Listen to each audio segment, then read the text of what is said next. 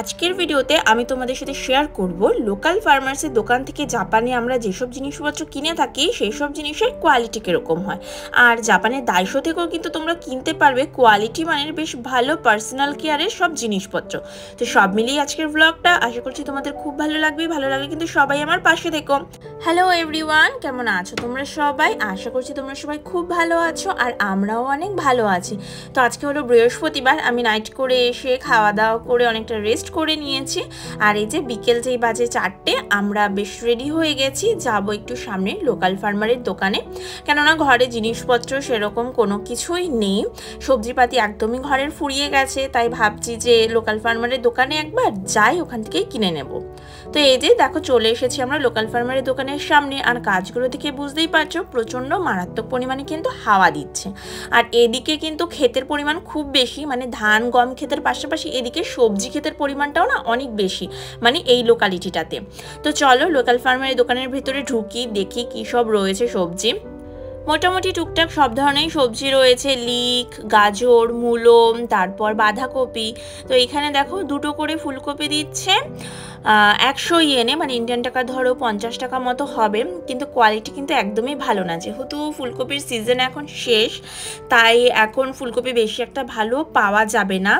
তারপর আসি চলো এই ওভারঅল সব সবজির কোয়ালিটির ওপর।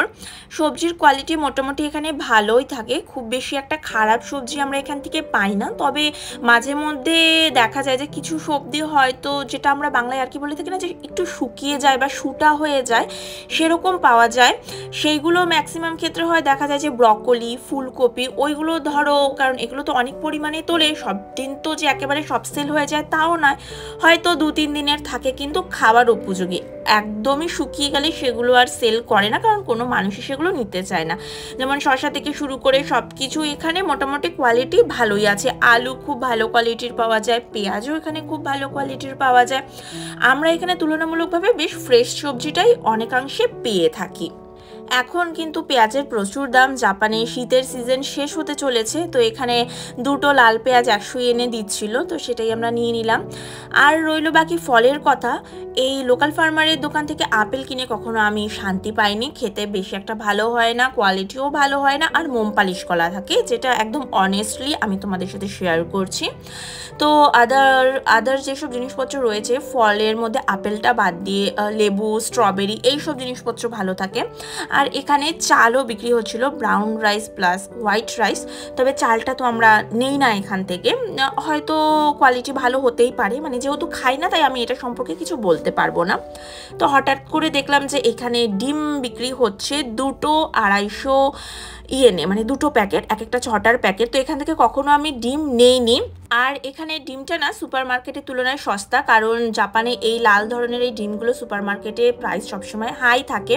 তো দেখলাম ডিমের সাইজগুলো ভীষণ বড় বড়, আর বাড়িতে এনে যখন খাওয়াও হয়ে গেছে আমাদের ডিমগুলো, মানে সবকটা না, মানে কয়েকটা খেয়েছি, তো ডিমের কোয়ালিটিও বেশ ভালো। মানে ওভারঅল যদি আমি বলি, মানে 50-50তে থাকে, বা 60-50, যে 60% ভালো, 40% একটু শুকনো টুকনো থাকে, বা মাঝে মধ্যে দেখা যায় 50-50, বা 50 ভালো 50% একটু শুকনো। তো মানে ওভারঅল ধরতে গেলে যে ভালো, খারাপ না। রোজ বাজার সদাইয়ের জন্য আর জাপানের মতো কস্টলি একটা জায়গায় আমি মনে করি যে এটা ঠিক আছে।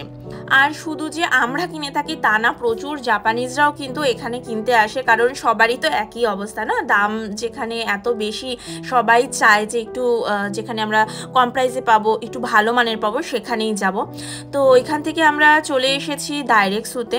তো ডাইরেক্টসুতে ঢুকলেই তো ডাইরেক্টসুর পাশে যে দাইশোটা আছে সেটা যেতে আমাদের মন চাই, আমাদের বললে ভুল হবে, আমি একদম গিয়ে ঢুকে যাই। তো যেইটা আরেকটা আমি টপিক বলছিলাম আমার ভিডিও, সেটা হলো দাইশোর কোয়ালিটি মানের প্রোডাক্ট।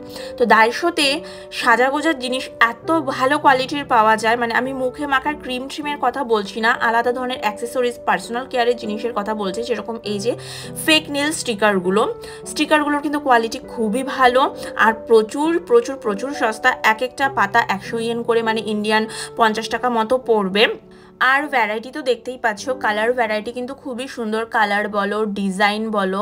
তো আমি আগে এগুলো অনেক দেখেছি কিন্তু আমি নেই না, কেননা আমি আমার কাজের জন্য হাতে নখ রাখতে পারি না, তাই নেওয়াটা সম্পূর্ণ বৃথা বেকার। শুধু আমি না, জাপানে ম্যাক্সিমাম কাজের ক্ষেত্রে নখ রাখা বারণ, তো এই জন্য অনেকেই আছে যারা ইউজ করতে পারে না। আর এইখানে পেডিকিওর ম্যানিকিওরের জিনিসপত্র প্রচণ্ড সস্তা, নানান ধরনের সেটও পাওয়া যায় পেডিকিওর ম্যানিকিওরের। তো 250 থেকে এই 100 ইয়েন করে দাম মানে লাগলেও কিন্তু জিনিসপত্রের কোয়ালিটি কিন্তু খুবই ভালো হয়। মানে যারা আমরা জাপানে থাকি তারা কিন্তু, শুধু আমরা যে ফরেনার তারা না, জাপানিজরাও 250 থেকে কেনাকাটি করতে প্রচুর প্রচুর প্রচুর পছন্দ করে। আর 250-তে সবসময় ভিড় লেগেই থাকে কেনাকাটির জন্য। তো চলো ওই 250টা থেকে চলে এসেছি ডাইরেক্টসু থেকে, যে আমাদের কিছু কেনাকাটা করা ছিল সেইটা নেওয়ার জন্য। যেমন প্রথমেই আদা নেওয়ার ছিল, আদা নিয়ে নিলাম। আর এই ফলগুলো না এক একটা 100 ইয়েন করে বিক্রি হয়, মানে ইন্ডিয়ান টাকার এক একটা ধরুন ওই 50-55 টাকার মতো বিক্রি হয়। কিন্তু ফলগুলো না খেতে বড্ড ভালো, মানে কমলা লেবুরই জাত হবে আর কি, ভেতরটা লাল লাল থাকে, তবে বাতাবি লেবু নয়।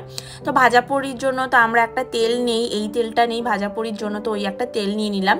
মাছের সেকশনে এসে তো আজকে আমি অবাক যে একদমই ফাঁকা মাছের সেকশন। কি হয়েছে মানে ডাইরেক্টসতে এত ফাঁকা মাছের সেকশন কখনো আমি দেখি না। তো রয়েছে এই ধরনের এই মাছগুলো, এই মাছগুলোকে সম্ভবত ইনাদা মাছ বলে, খেতে এত বাজে, এত গন্ধ, আমার তো একটুও ভালো লাগে না। একদিন আমি এনেছিলাম আর তার মধ্যে এত গুড়ি গুড়ি আসে ভর্তি, বলার বাইরে, খুব কষ্ট হয়। জাপানিজরা আরেকটা জিনিস যেটা খুবই পছন্দ করে আর খুব কিনে থাকে, আর প্রত্যেকটা সুপার মার্কেটে এগুলো স্টল থাকে, সেটা হলো এই মিষ্টি আলু পোড়া বা বেকড মিষ্টি আলুর স্টল। এগুলো জাপানিজরা এত পছন্দ করে আর এতটাই হেলদি, আর ইদানিং আমারও খুব ফেভারেট হয়ে গেছে। তাই এখন মার্কেট করতে আসলেই আমি একটা এখান থেকে তুলে নিই, আর প্রাইসও কিন্তু খুব কম। তারপর চলে আসলাম, আমাদের একটা সার্ফ নেওয়ার ছিল, ডিটারজেন্ট পাউডার। ডিটারজেন্ট পাউডারটা আমাদের শেষ হয়ে গেছে, তো এখান থেকে আমরা একটা ডিটারজেন্ট পাউডার তুলে নেব। আর কোনো কিছু নেওয়ার নেই, কারণ সবজিপাতিটাই মেন লাগতো, মাছ মাংস ঘরে রয়েছে, আর তার জন্য আর এখান থেকে আজকে মাংস নেব না। তো ফ্রোজেন সেকশন থেকে আমার একটা ফ্রোজেন ছোট ছোট কিউব করা যে সবজিগুলো আছে না, ওই গাজর থাকে, তারপর কর্ন থাকে, তারপর গ্রিন পিস থাকে, ওগুলোই একটা নেওয়ার আছে। মানে এগুলো আমরা যখন চাউমিন বানাই খুব ইউজ করে থাকি, চাউমিনে দেওয়ার জন্য এগুলো আর কি নেই। চাউমিনটা যেহেতু আমাদের বেশ অফেন খাওয়া হয় বাড়িতে, তো তার জন্য আমরা একটা প্যাকেট এটা নিয়ে নিলাম। আর আইসক্রিমের সেকশনে আসলে তো আমার বরকে এখান থেকে নিয়ে যাওয়াই যায় না, ও আইসক্রিমের এত পাগল। তবে ইদানিং হেলথের কথা ভেবে ও আইসক্রিমটা খাওয়া অনেকটা কমিয়ে দিয়েছে। তো অনেকদিন আইসক্রিম খাই না দেখে ওকে বললাম যে ঠিক আছে চলো আজকে একটা আইসক্রিম খাই দুজনে মিলে, কারণ অনেকদিন দুজনেই খাই না। আমিও বেশি একটা আইসক্রিম খাই না, খেতে তো বড্ডই ভালো লাগে, কিন্তু যেই হারে আমার ভুঁড়ি বাড়ছে এগুলো খেলে আর রক্ষা নেই। যেহেতু সামনেই সাকুরার সিজন, এখন না সব সুপার মার্কেট সেজে উঠবে এই সাকুরার থিমে।